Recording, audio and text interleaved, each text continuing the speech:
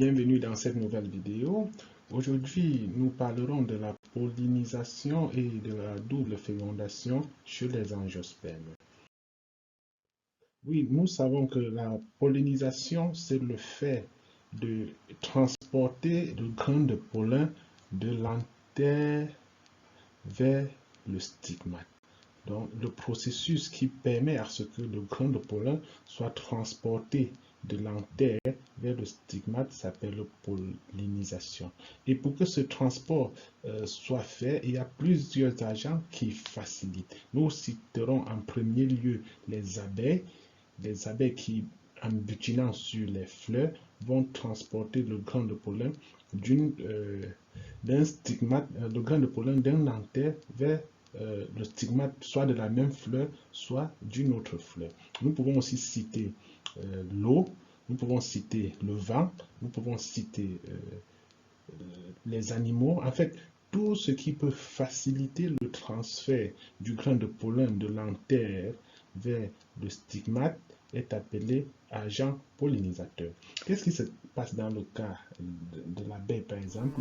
Nous voyons que l'abeille, quand l'abeille va butiner sur une fleur, elle va d'antenne en antenne et son passage sur le stigmate, il doit laisser les grains de pollen qu'il transporte sur ses pattes arrière. Il va laisser quelques grains de pollen.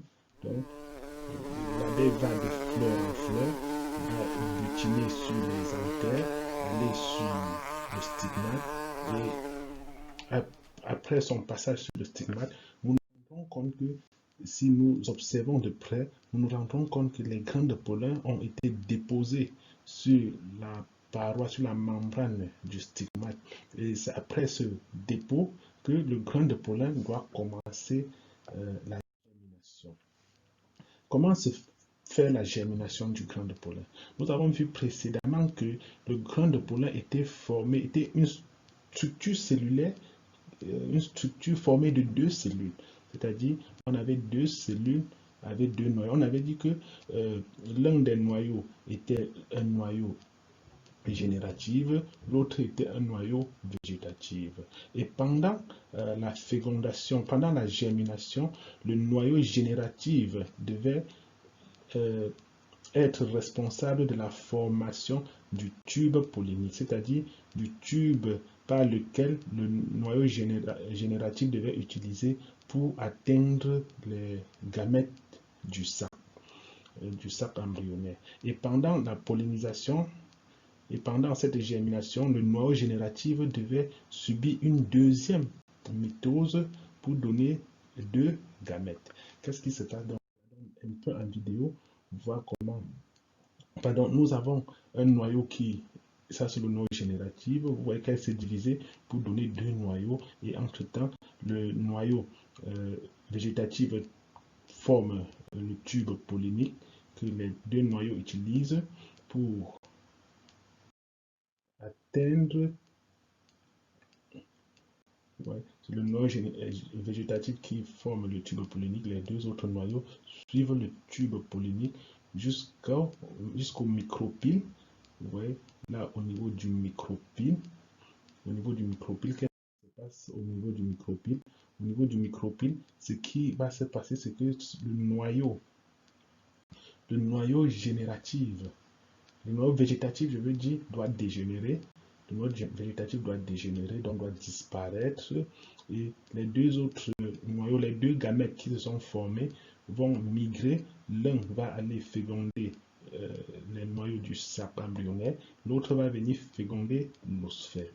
Donc, c'est comme ça que la double fécondation se passe. Donc, un noyau génératif se divise pour former deux gamètes et un gamète va féconder l'osphère, l'autre gamète va féconder les noyaux du sac.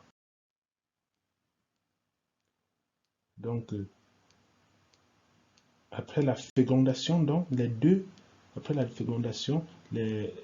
l'osphère va se développer, nous savons bien, pour former l'embryon, et les noyaux du sac aussi vont se développer, c'est-à-dire vont suivre des mitoses et des transformations pour former l'albumène, c'est-à-dire la réserve nutritive de la graine. Donc, c'est donc ce qui doit se passer. Donc, nous voyons le développement qui commence par le gonflement des deux cellules. Nous voyons que le noyau du sac a carrément occupé tout le volume du sac embryonnaire en formant une sorte de réserve. On appelle ça albumen, qui est la réserve nourricière.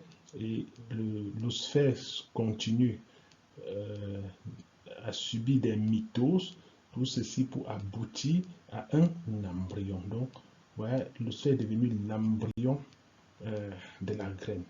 Et les noyaux du sac fécondés vont devenir la réserve nourricière. Vous voyez donc l'importance de cette double fécondation. Parce que sans cette double fécondation, on aura un embryon qui n'a pas de réserve nourricière. Et pour nous, les consommateurs, on n'aura pas de fruits charnus, on n'aura pas de cotylédones. Donc, c'est cette double fécondation qui nous donne le fruit dans son ensemble, que nous avons un fruit qui a un embryon qui devra servir à la prochaine, qui devra servir à donner une nouvelle plante, et la réserve nourricière qui est utilisée par les consommateurs, mais qui est d'abord fabriquée pour servir de nutriments de base pour l'embryon pendant la germination. Donc voilà ce qu'on obtient. Voilà ce qu'on obtient dans notre ovaire après la double fécondation. On a une structure qui est constituée de l'albumen, c'est-à-dire toute cette partie, et de l'embryon. Donc, de façon globale, voilà comment se présente le fruit après sa croissance, après la formation des embryons et de l'albumen.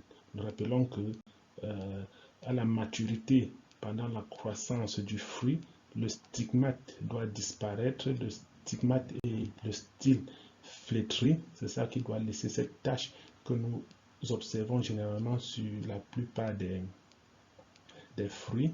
Et à l'intérieur de ce fruit, nous aurons donc là un embryon qui servira à former la future plante, et la partie charnue qui est constituée de cette réserve nourricière qu'on appelle albumen.